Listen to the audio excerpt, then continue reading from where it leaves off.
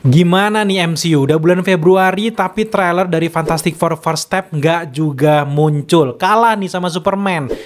Tapi kita baru aja dapat kabar terbaru terkait dengan kapan perilisan dari trailer Fantastic Four First Step ini. Kabarnya ini akan rilis di Super Bowl di tanggal 9 Februari. Ini yang mengejutkan. Tadinya kan rencananya tuh di 9 Februari. Itu kan benar-benar ya udahlah wajib ya. Kebanyakan memang di event Super Bowl Marvel selalu memberikan trailer yang bombastis. Ternyata di akun sosial media dari Good Morning America baru saja ngepost kalau trailernya akan lebih dulu dirilis di tanggal 4 Februari 2025 di acara TV dari Amerika yaitu Good Morning America. Nah, sekarang cukup make sense sih kalau mereka merilis di tanggal 4 Februari karena memang Fantastic Four sama dengan Februari 4. Dan yap, kalau memang beneran mereka merilisnya di tanggal itu udah paling tepat, gimmicknya pas banget dan hype-nya mulai naik gitu. Jadi kita bikin video ini buat teman-teman bersiap, jangan-jangan beneran di tanggal 4 Februari. Tapi memang baru-baru ini pihak dari Disney tiba-tiba menghapus postingan dari Good Morning America tersebut yang tadinya dia bilang bahwa ada event perilisan dari Fantastic Four trailer, tiba-tiba hilang gitu. Nah, banyak banget yang bilang, "Bang, ini ternyata gagal, Bang, nggak jadi di tanggal 4." Jangan tertipu dulu Kisana, karena memang ini salah satu teknik marketing dari Disney juga. Jadi walaupun kita anggap itu kayak nggak jadi dihapus oleh Disney, tetap aja rencana awalnya mereka bakal merilisnya di Good Morning America tersebut karena memang tanggalnya sesuai, cukup make sense gitu. Dan jujur gue cukup aneh sebenarnya kenapa pihak dari Marvel belum merilis trailer dari Fantastic Four bahkan sampai bulan Februari 2025, padahal yang rivalnya itu Superman udah merilis di Desember 2024. Gimana ini perlawanannya gimana gitu, karena memang satu-satunya film MCU yang mampu melawan Superman, hype-nya Superman itu tentu saja adalah si Fantastic Four First Step ini, yang ternyata perilisannya pun di bulan yang sama, tentu saja di bulan Juli 2025. Gua nggak tahu ya kong kali kong di balik James Gunn dan juga Kevin Feige ini kan sampai detik ini masih berteman gitu. Bahkan ada isu bahwa Kevin Feige sempat datang ke lokasi syuting dari Superman, artinya ada kong kali kong lah berdua di sini. Tapi yang gue takutkan adalah ada dampaknya. Kalau mereka berani head to head kayak gini di bulan yang sama, jelas ada yang hype, ada yang enggak. Head to head mereka ini kita nggak bisa bilang bahwa Fantastic Four nanti bakal jauh lebih sukses dibandingkan Superman gitu. Tapi dari segi pengalaman marketing kita bisa bilang bahwa Fantastic Four kayaknya lebih unggul gitu dibandingkan dengan DC Universe ya. Tapi orang dibalik semua ini ada James Gunn yang udah pernah kerjasama di MCU, deket sama Kevin Feige, udah ngerti cara-cara marketing dari Marvel selama ini. Jadi bener-bener sengit nih head to headnya. Dan gue pikir ya harus ada yang ngalah sih sebenarnya. Ada yang mungkin setelah bulan Juli atau ada yang di bulan Juni kayak gitu. Kalau head to head gimana gitu. Tapi meskipun nanti ada yang bilang kerenan ini, kerenan itu, dampaknya adalah perfilman yang genre superhero jadi naik gitu. Jadi pembahasan kita jadi naik, channel kita jadi rame gitu. Karena memang head to headnya keren banget gitu. Jadi buat teman-teman yang belum subscribe, buruan subscribe gitu. Nah, prediksi gue adalah jangan-jangan di 4 Februari itu mereka baru merilis teaser trailernya aja. Atau setidaknya yang durasi paling singkat kayak first look-nya aja.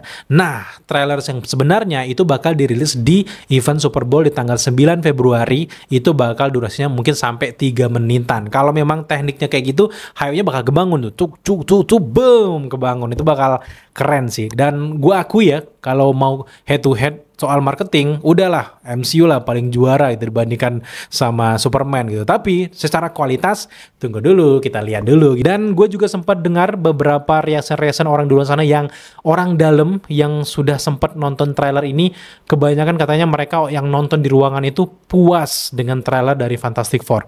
Wow, ini gue deg-degan banget sih kalau yang beneran. Jadi siap-siap aja guys di tanggal 4. Kalau enggak tanggal 4 ya udah kita mundur di Super Bowl di 9 Februari ya. Semoga aja beneran tanggal 4 gitu ya. Nah, sekarang kita berlanjut ke update selanjutnya. Ini datang dari sosok Benedict Cumberbatch, pemeran dari Doctor Strange.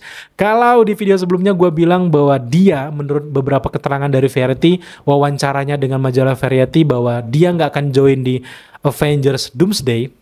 Gue udah yakin banget di video sebelumnya, gue sangat setuju, bla bla bla bla bla bla. Ternyata beneran kata teman-teman di kolom komentar di bawah, kata-kata aktor MCU nggak bisa dipercaya 100%. Karena memang baru-baru ini di acara premiere kayak gitu, Benedict Cumberbatch pas diwawancara lagi soal ketidakhadirannya di Doomsday, dia bilang, oh bener kah? Oh enggak, aku ada di sana. Jadi kemarin aku salah gitu. Wah. Ini bener-bener ya, bener terbukti bahwa jangan percaya 100%. Jamaah sekarang nambah lagi nih kandidat. Kita nggak boleh percaya sama Tom Holland, nggak boleh percaya sama Deadpool, dan sekarang nambah lagi nggak boleh percaya sama Benedict Cumberbatch sebagai Doctor Strange, karena dia akhirnya bilang bahwa dia akan ada di Avengers Doomsday. Tapi di balik perkataan ini, keterangan ini, apakah ada teguran tegas dari Kevin Feige ataupun tim dari Marvel? Nah, itu yang perlu dipertanyakan, karena memang tiba-tiba aja dia udah yakin banget di majalah Variety itu bilang, gua nggak ada, gua absen di sana karena gua mau fokus di film Doctor Strange nantinya setelah Avengers Doomsday. Tiba-tiba gua duga ya ada Kevin Feige bilang, Benedict, gimana? Lu ngomong apa kemarin? Jangan gitu dong, ini bakal merusak rencana kita. Jangan dibocorin plek-plek kayak gini. Lu bilang ada ya di film Doomsday ya, siap bos gitu. Ya kayak nggak kenal Marvel lah gitu. Tapi memang gimmick-gimmick kayak gini tuh enak banget, seru banget untuk dibahas. Makanya gue bahas di video sebelumnya. Dan ya kita merasa tertipu juga gitu. Dan ini bukan sesuatu yang baru, kita tertipu udah sering banget. Apalagi gimmick-gimmick Tom Holland ya sama si Sam Wilson zaman dulu. Waduh, gawat gitu ya. Nah, ngomongin Sam Wilson, Captain America Brave New World bakal rilis di 14 Februari. Sejauh ini udah panjang banget, beberapa TV spot. Tapi emang nggak ada yang baru. Tapi cerita yang paling jelas adalah yang gue lihat di beberapa wawancara, termasuk juga di YouTube-nya Mehdi Renaldi, dia sempat bilang, si Sam Wilson bilang gini, bahwa dia mendapatkan kostum terbarunya itu dari Wakanda. Pantas, ini makin menarik banget gitu. Dan akhirnya ada Falcon versi baru, dan nantinya Captain America bakal melawan si Red Hulk. Masuk akal, yang tadinya pikir, gila serius nih Captain America langsung berlawanan sama Red Hulk. Nggak salah.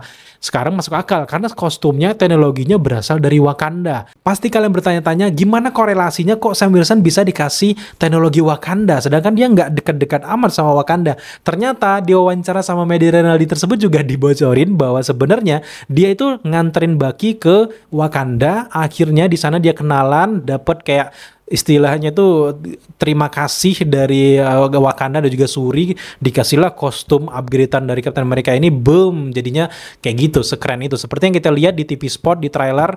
Jadi cukup masuk akal. Nah, dapatnya di kostum ini udah terjawab nih, tinggal proses siapa penjahat-penjahatnya gitu. Termasuk juga ada beberapa Easter egg yang memunculkan ya sang villain utama dari Captain America Brave New World, tentu saja The Leader. Di sini The Leadernya tuh mohon maaf nggak kayak komik akurat banget, kepalanya tuh kayak kebelah pecah kayak gitu. Dan nggak tahu ya keputusan Marvel kenapa yang bikin kayak gini, apakah mereka trauma sama Ant-Man and the Wasp Quantumania gitu, bikin kepala jadi lonjong kayak gitu. Sejauh ini ya nggak ada masalah ya, yang penting memang ceritanya, kalau ceritanya bagus kita bakal lihat lagi. Dan gue cukup penasaran dengan The Leader, gimana kok kepalanya bisa pecah kayak gitu, gimana kok dia masih bisa hidup kayak gitu. Jadi kita lihat aja nanti ke depannya. Yang jelas adalah gue menantikan juga Harrison Ford yang akan berubah menjadi Red Hulk gitu ya. Sekarang kita beralih ke update yang terakhir, datang dari film terbaru dari Christopher Nolan, yaitu The Odyssey. Mereka baru saja mereveal para cast yang akan masuk ke jajaran film ini. Ini gila, kalian dengerin ya, para cast-cast yang dihadirkan di sini. Gue bisa bilang inilah nominasi Oscar terbaik kayaknya kalau mereka udah merilis ini. Film termahal juga. Lu perhatikan, ini beberapa deretan castnya. Yang pertama ada Tom Holland, yang kedua ada Matt Damon, yang ketiga ada Anne Hathaway. Gila, ini aktor-aktor kelas A semua. Selanjutnya ada Zendaya.